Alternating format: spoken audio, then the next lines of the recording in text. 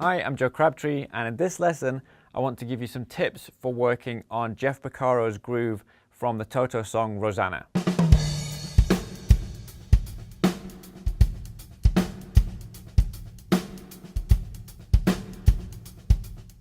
So this is one of those great halftime shuffle grooves that more often than not turns up in the top 100 beats of all time.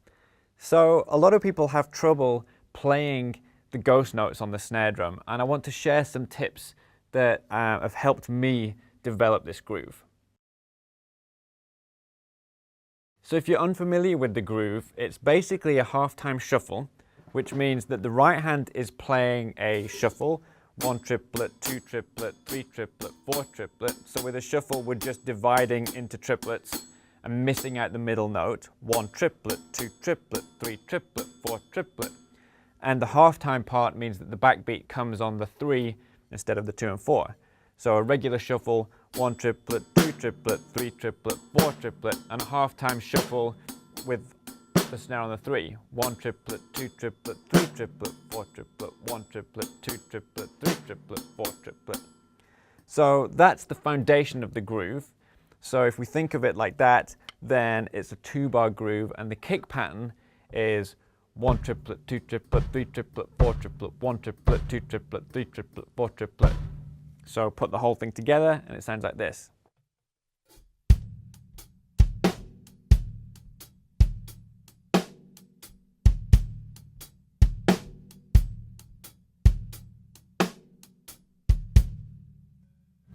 So the first thing to do is just make sure that you can play that groove without any ghost notes comfortably at 155 beats a minute, which is the tempo of the song.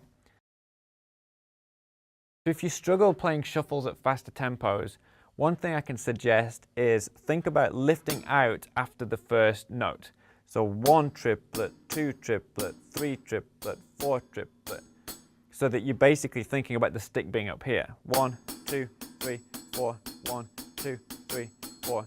That makes it easier to speed up than if you play 1, 2, 3, 4, because you're already prepared. So if I try and speed up landing down here,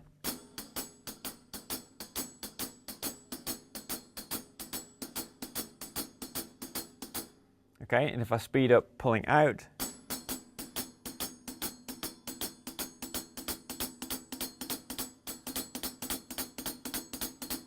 it makes it easier, I think. So that's one thing that's worth thinking about. The ghost notes in this groove come on the middle of the triplet. So we've got 1 triplet, 2 triplet, 3 triplet, 4 triplet. So they're played quietly on the snare drum, and they're right in the middle of those 2 hi-hat notes. So the secret, as far as I'm concerned, to making this groove sound and feel good is accurate placement of those notes on the snare drum, and also the dynamic level that you play them. If you play them too loud, the groove doesn't sound good. So they need to be in time and at the right volume. So that's the same as applies to most grooves, but it's not always easy to do with this. I think if you haven't worked on playing the middle of triplets before with the left hand, you'll probably find your left hand is a little bit reluctant to play those and it feels uncomfortable. But if you start slowly and speed up the tempo gradually, wait until you feel comfortable before you move to a faster tempo, then you probably won't find it's that difficult. In order to be able to hear whether you're playing accurate triplets, it's very difficult when you're playing between 2 sound sources. So it's hard to hear whether that is a consistent triplet. But it's easy to hear if it's a consistent triplet if you play on the same sound source. So instead of playing the ghost notes on the snare drum, play them on the hi-hat. Now if this is not accurate,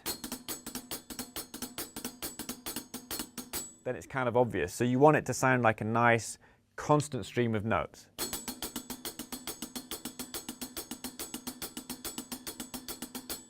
And you can work at a really slow tempo just to get familiar with the motions and how they relate, and then you gradually speed up the tempo, and when you're happy with that, you switch between playing on the hi-hat and playing on the snare drum with the left hand, and just try and keep the feeling the same even though the sound is different.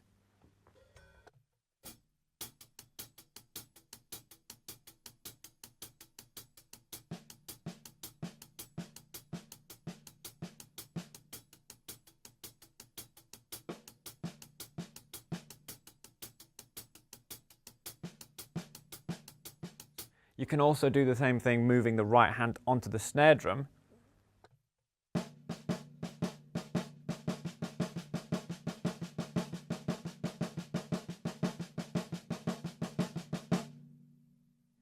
And for the left hand stroke, if you think about it being a tap stroke, which means that it starts low and ends low,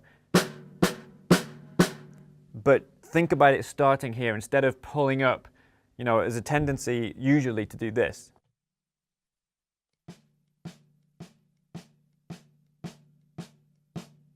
See how I was lifting up before I played?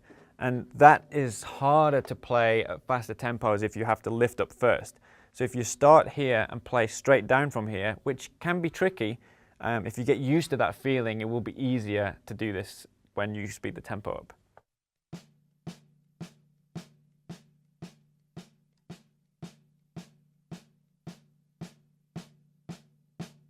So just practice that small movement like that. The final tricky thing is if you want to play the ghost note that comes after the backbeat, you have to be able to kill the bounce of the stick on beat 4 and then play a ghost note. And I'm not even sure that Jeff does this on the record. I think he probably misses out most of the ghost notes that come directly after the snare drum. But that doesn't mean to say that we can't work on that as an exercise. So you'll have 1 triplet, 2 triplet, 3 triplet, 4. So you need to be able to go like this.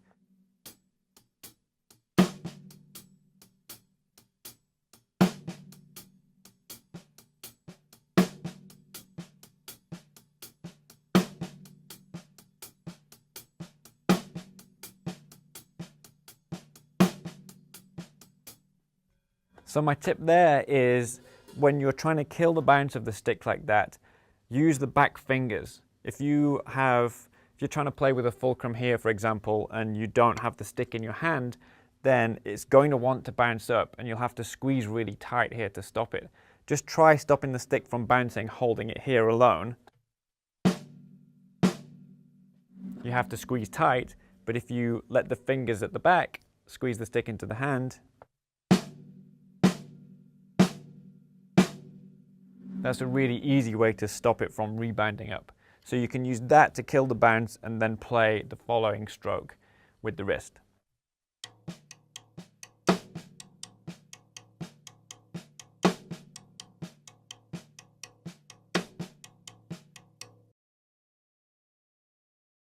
So they are basically my tips for getting familiar with the Rosanna groove.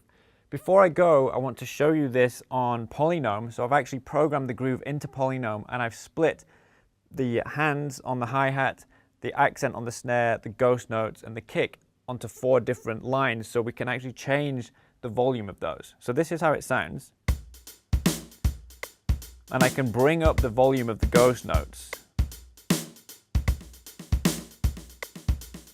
And you'll notice if I bring them up too loud, it sounds really ungroovy. That's not a good groove. So the volume of those left-hand notes is important for getting the feel of the groove. And we can also mute the kick, so we can just hear what the hands are doing. And if you want, you can mute, for example, the backbeat. So that's just the right hand and then the ghost notes. And then we can play it much slower. Let's try and see what it sounds like at 60 beats a minute, for example.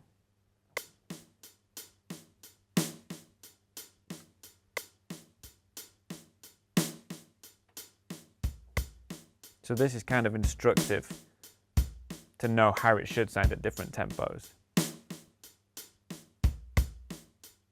So if you want to play around with that some more and you have a copy of Polynome, you will find a link to download and install this preset on the lesson page on my website. So if you're watching this video on YouTube, look for a link underneath the video and click that, and that's where you will find the preset for Polynome. If you want to find out more about Polynome, then visit polynome.net. Thanks for watching, and I'll see you in another lesson.